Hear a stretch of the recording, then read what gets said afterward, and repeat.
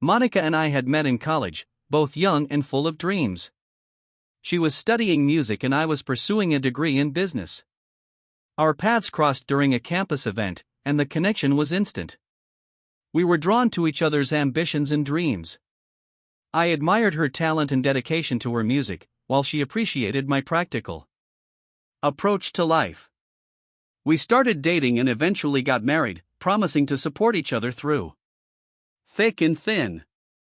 Our marriage was built on mutual respect and love. I was always in awe of Monica's voice and her passion for singing. She had a dream of becoming a renowned singer, and I did everything in my power to support her. I managed our finances, making sure she could focus on her music without worrying about money. We were a team, and I believed nothing could come between us. In the beginning, everything seemed perfect. Monica's career started to take off and she began working with a producer named Eric. He was well known in the industry and had a reputation for making stars. I was happy for Monica, excited to see her dreams coming true. However, as time passed, I began to notice subtle changes in her behavior. She started spending more time at the studio, often late into the night. At first I thought it was just the nature of the music industry, but then she became distant, both emotionally and physically. Our conversations grew shorter and the warmth that once filled our home began to fade. I could sense something was wrong, but I couldn't pinpoint what it was. Monica's attitude towards me also changed. She became more critical and less affectionate. The little things that used to bring us joy were now sources of annoyance. She seemed preoccupied, often lost in thought, and her phone became her constant companion.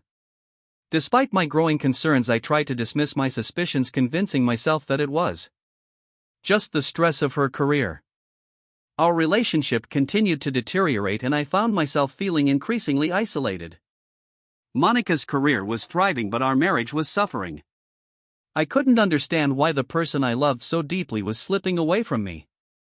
I felt helpless and confused, but I still held on to the hope that we could work things out. Little did I know the truth was far more painful than I could have imagined. Monica's growing success was not just the result of hard work and talent. There was something else, someone else contributing to her rise in the music industry. The signs were there, but I was too blinded by love and trust to see them. One morning Monica left in a rush, mentioning that she had an important casting call that could be a big break for her career. She was in such a hurry that she left her wallet on the kitchen counter. I noticed it right after she left and decided to take it to her. After all, I thought it would be a nice gesture and maybe I could provide some moral support. I grabbed her wallet, jumped into my car and drove to the studio where she said the casting was happening. The drive was short, but it felt unusually long as a nagging feeling settled in the pit of my stomach. I kept telling myself that I was just being paranoid and that everything would be fine. When I arrived at the studio, I noticed it was unusually quiet. The front desk was empty and the usual hustle and bustle of a busy casting day were missing. I walked around searching for anyone who could direct me to Monica. Eventually I found a janitor and asked about the casting call. "There's no casting today," he replied, looking puzzled. "The studio's closed for the day." His words sent a chill down my spine. Why would Monica lie about something like this? My heart raced as I continued to search for her. I followed the hallway towards the recording rooms, hoping that I would find some reasonable explanation. The silence was deafening and each step I took echoed ominously. As I approached one of the private studios, I heard faint voices coming from inside. I hesitated, my hand hovering over the doorknob. Summoning all my courage, I pushed the door open slightly and peeked inside. What I saw made my blood run cold. Here on the studio sofa was Monica with Eric, her producer. They were intimately engaged, completely oblivious to my presence. My heart shattered into a million pieces. It felt like time had stopped and the air was sucked out of the room. My legs felt weak and I wanted to scream, but no sound came out. I stumbled forward and the door creaked loudly. Monica and Eric looked up, startled. Monica's expression was a mix of annoyance and indifference.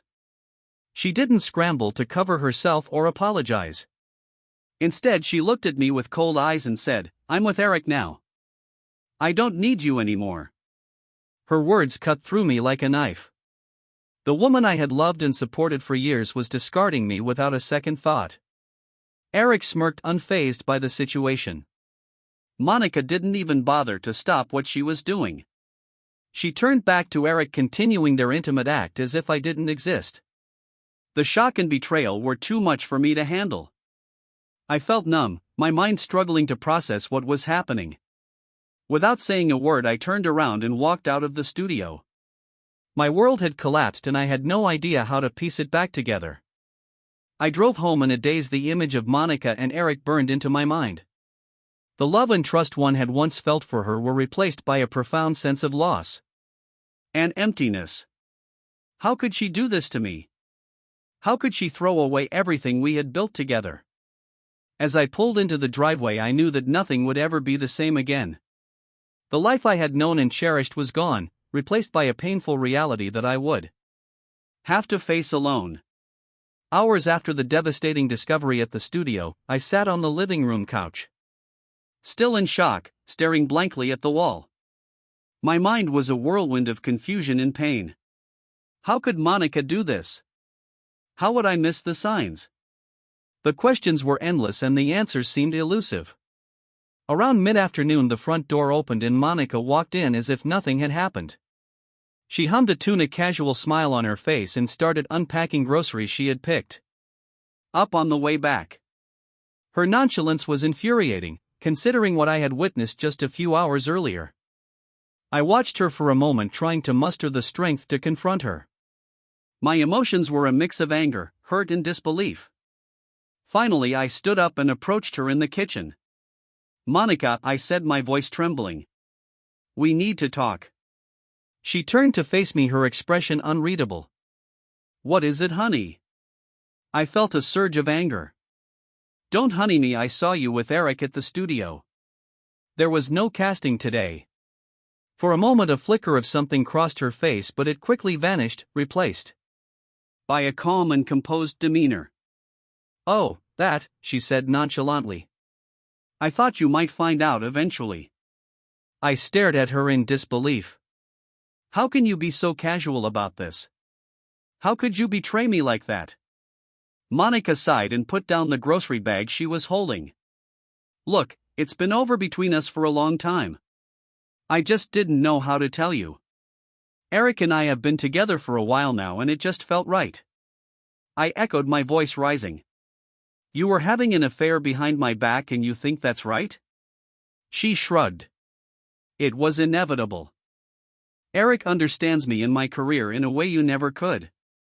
He has the connections, the influence, it just made sense." I felt my world crumbling further. "So what now? You think you can just walk away from our marriage like it was nothing?"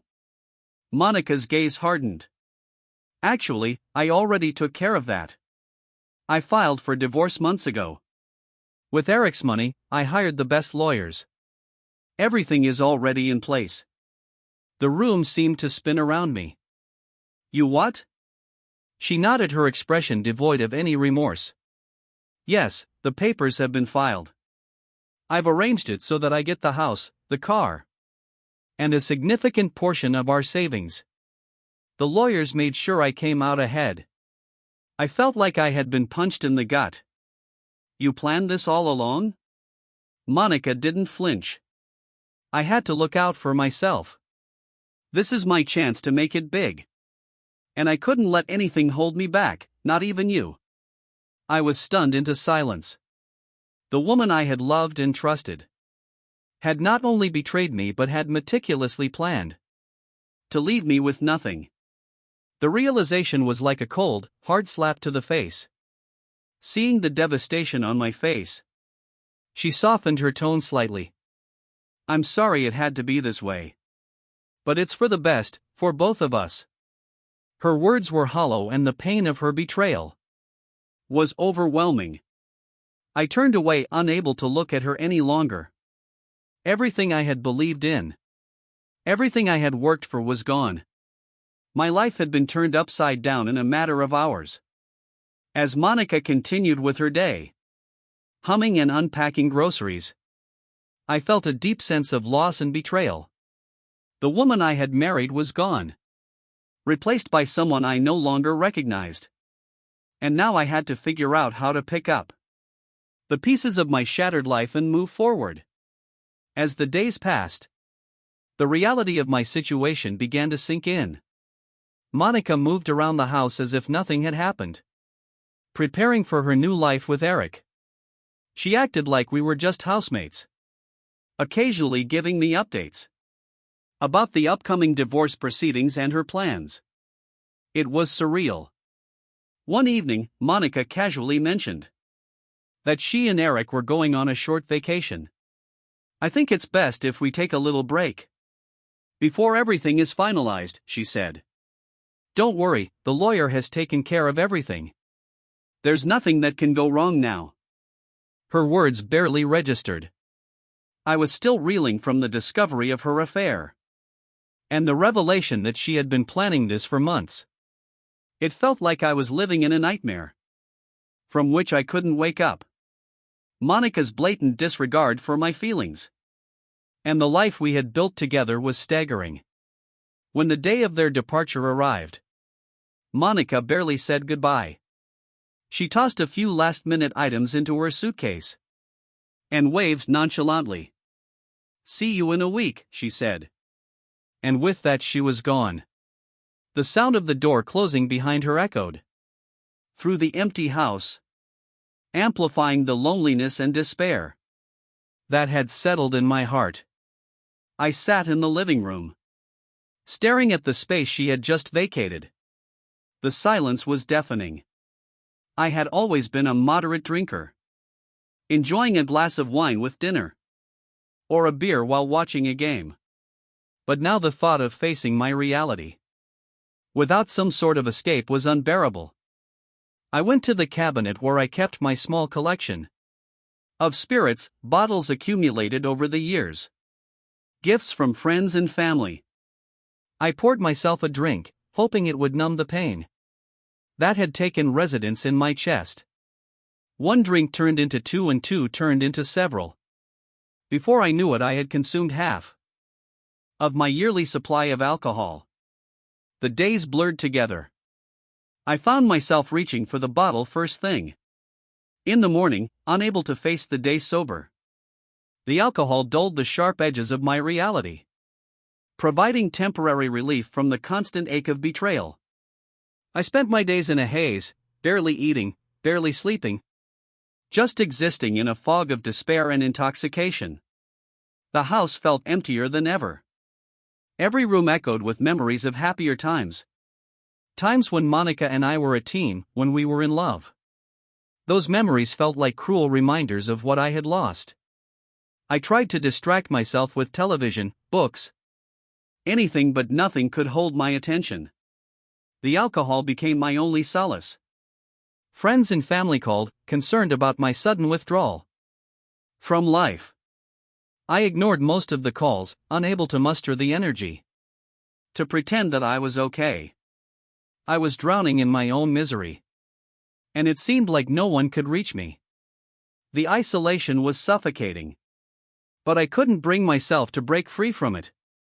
One particularly dark night, I found myself sitting on the kitchen floor, surrounded by empty bottles.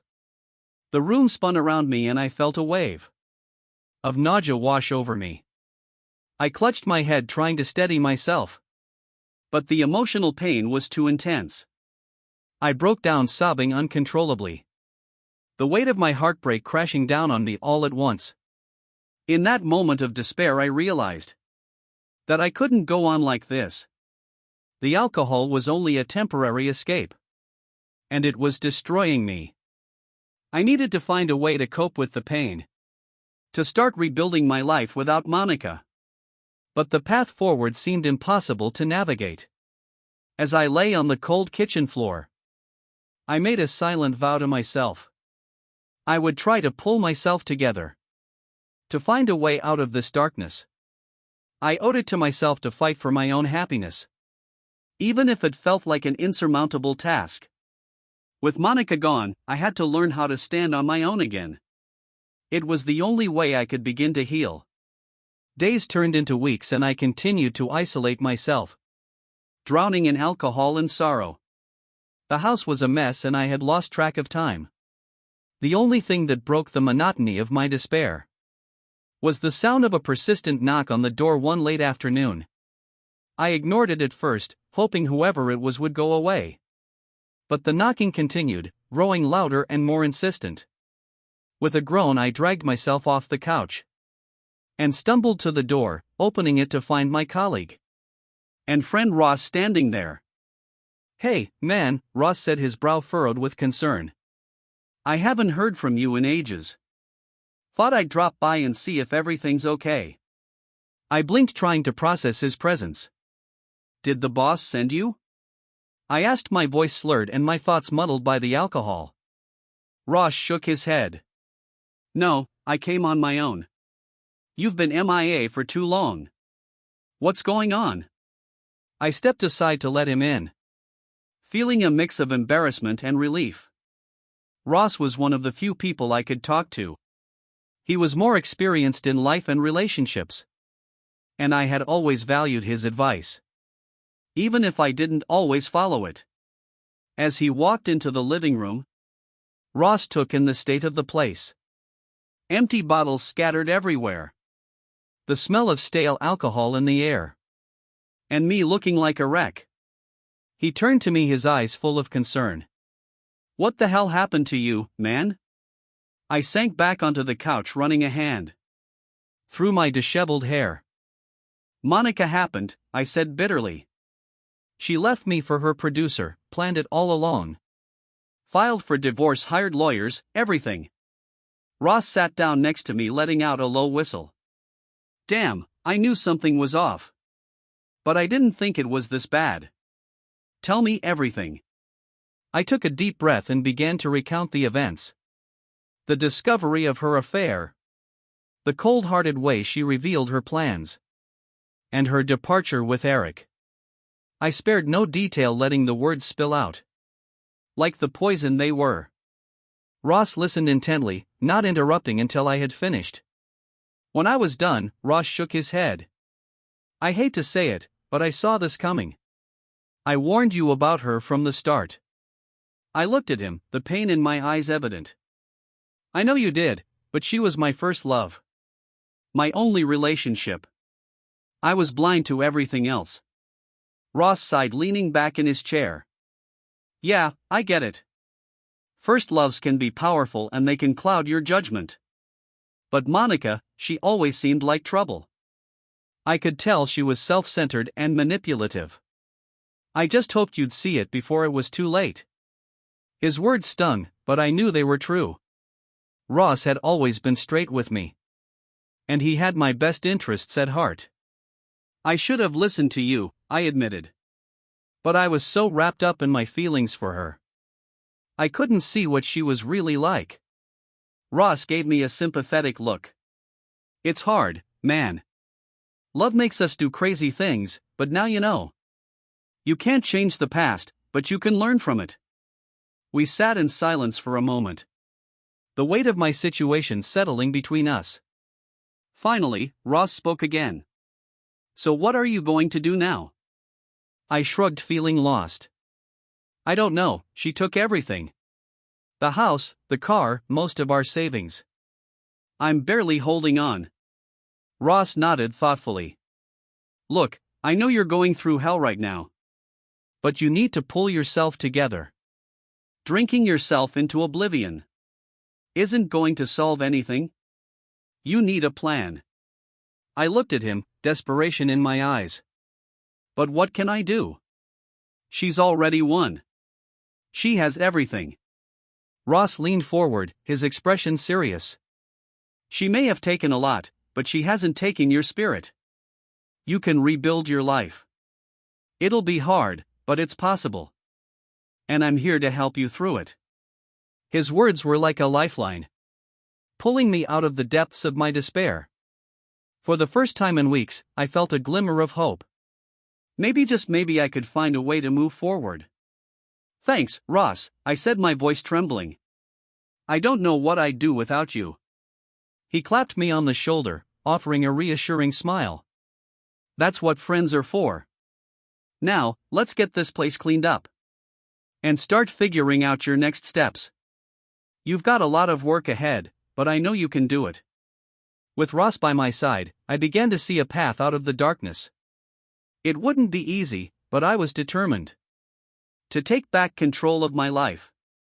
One step at a time I would rebuild. And I wouldn't let Monica's betrayal define my future. As Ross and I sat in my living room discussing the next steps, he suddenly had a thoughtful look on his face. You know, there might be a way to get back at Eric, he said, his eyes narrowing with a hint of determination. What do you mean? I asked.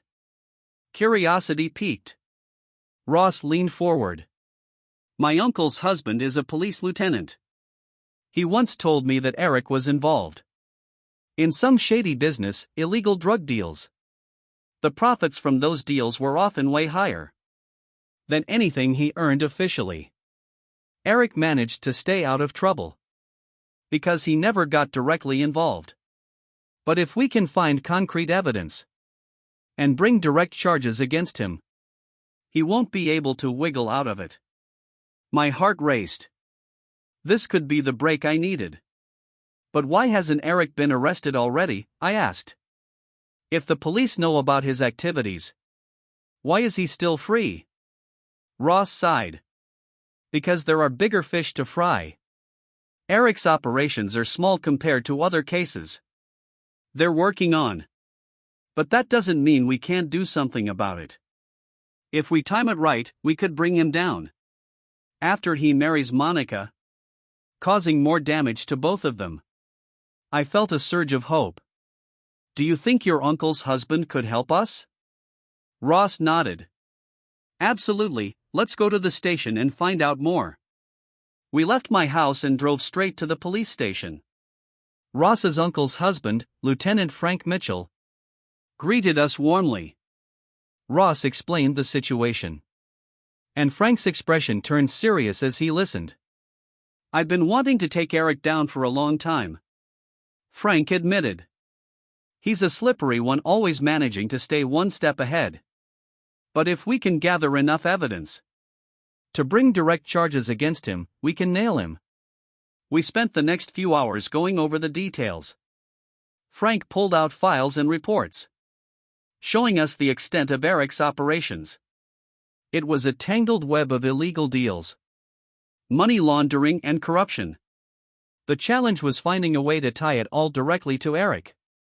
We need to catch him in the act, or find someone willing to testify against him, Frank explained.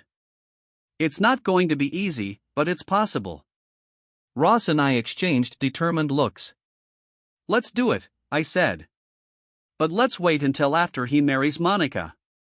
I wanted to feel the full impact of this. Frank nodded, understood. We'll gather everything we need and make our move at the right time. Over the next few days, we worked tirelessly with Frank to gather evidence. We followed leads, contacted informants, and pieced together the puzzle of Eric's illegal activities. It was a grueling process, but knowing that we were getting closer to justice kept us motivated. Meanwhile, Monica returned from her vacation with Eric, and the divorce process began. Just as she had planned, everything went smoothly for her. She got the house, the car, and a significant portion of our savings. I felt the sting of betrayal and knew, but I kept my focus on the bigger picture. A week later, Monica and Eric got married in a lavish ceremony. The newspapers and social media were filled with pictures of their happy union. It made me sick to see how easily they flaunted their new life. But I knew that their time was running out. Finally, the day came. Frank had gathered enough evidence to bring charges against Eric. We coordinated with the police, making sure everything was in place. As Eric and Monica basked in the glow of their new marriage, the authorities moved in. The arrest happened swiftly and without warning. Eric was taken into custody, and the charges against him were extensive. Monica's world crumbled as she watched her new husband being led away in handcuffs. The shock and disbelief on her face were a small but satisfying vindication for the pain she had caused me. The news spread quickly, and Monica's reputation was in tatters. She had tied her fate to Eric's, and now she was facing the consequences. The property and money she had fought so hard to secure were now under scrutiny, and she found herself under investigation as well. As I watched the events unfold, I felt a sense of closure. It wasn't just about revenge. It was about justice. Monica and Eric had made their choices, and now they had to face the repercussions. I still had a long road ahead of me, but knowing that they wouldn't escape unscathed gave me the strength to move forward. Despite the mountains of evidence against Eric, Monica somehow managed to extricate herself from the scandal. She hired a high-profile lawyer who built a case around her ignorance of Eric's illegal activities. In court, she convincingly portrayed herself as an unwitting victim, duped by Eric's charm and deceit. The judge ruled in her favor and Monica was exonerated. Her friends and relatives rallied around her, believing her story of innocence. Even though she escaped the legal ramifications, she couldn't touch Eric's assets, as they were seized by the authorities. Monica was left with only what she had taken from me. For me, this was another bitter pill to swallow. Monica had once again landed on her feet, while I was still picking up the pieces of my shattered life. It was clear that staying in the city, surrounded by memories of our life together, would only prolong my pain. I needed a fresh start far away from the ghost of my past.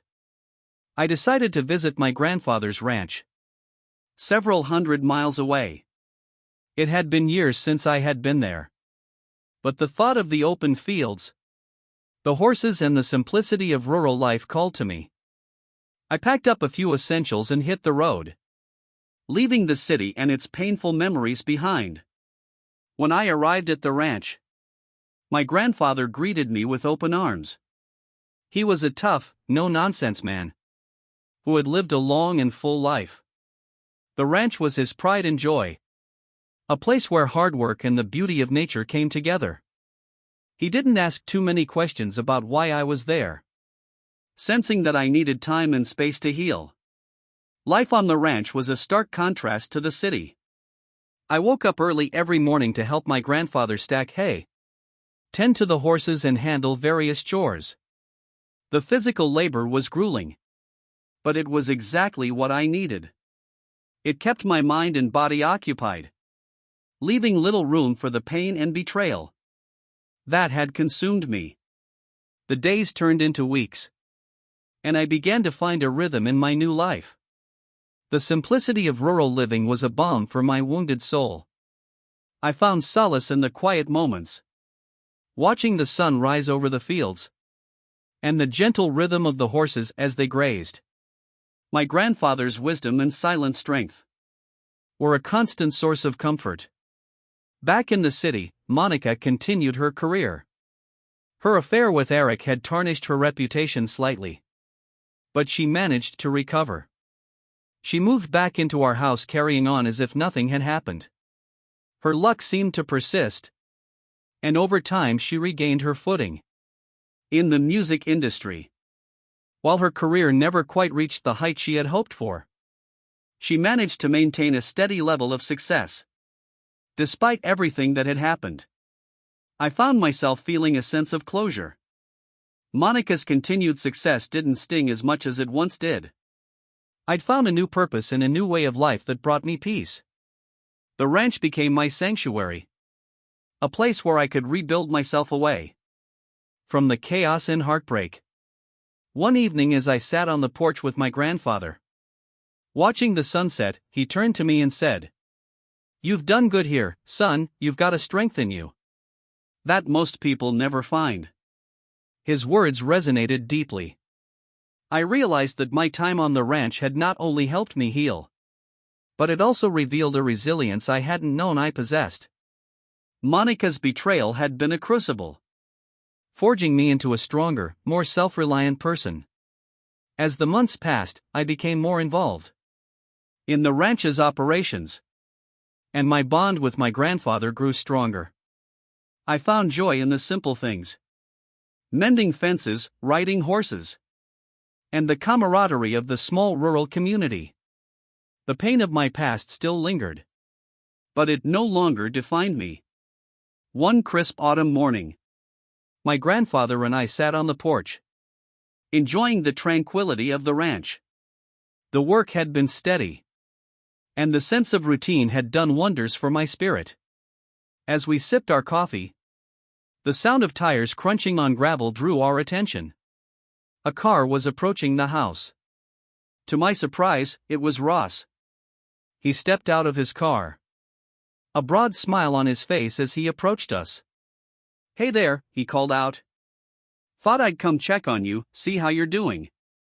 I stood up, a smile spreading across my face. "Ross, it's good to see you, man. Come on up." We settled on the porch, the three of us chatting about life on the ranch and catching up on old times. Ross was always a welcome presence, and his visit was a pleasant break from our daily routine. After a while, my grandfather excused himself, leaving Ross and me alone. As the conversation turned more personal, Ross looked at me thoughtfully.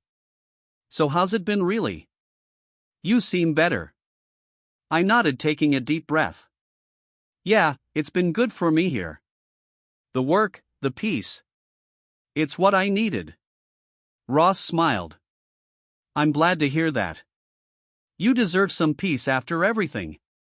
There was a brief silence before Ross spoke again. "Have you heard anything about Monica?" I shook my head. "Not much. I try not to think about her." Ross leaned back, a serious expression on his face. "Well, I did hear some things. She's still living in your old house. Her career picked up a bit after the whole Eric debacle. She's been bringing different men home. Seems like she's moved on completely." I sighed, a mix of emotions swirling inside me. I guess that doesn't surprise me. She always had a way of landing on her feet. Ross nodded. "She definitely doesn't seem to be thinking about you. And honestly, you shouldn't waste any more of your energy thinking about her." I looked out over the fields, the familiar sense of peace washing over me. "You're right, Ross. She made her choices and I've made mine. I'm done letting her control my thoughts." Ross smiled, patting me on the shoulder. "That's the spirit. You've got a good thing going here.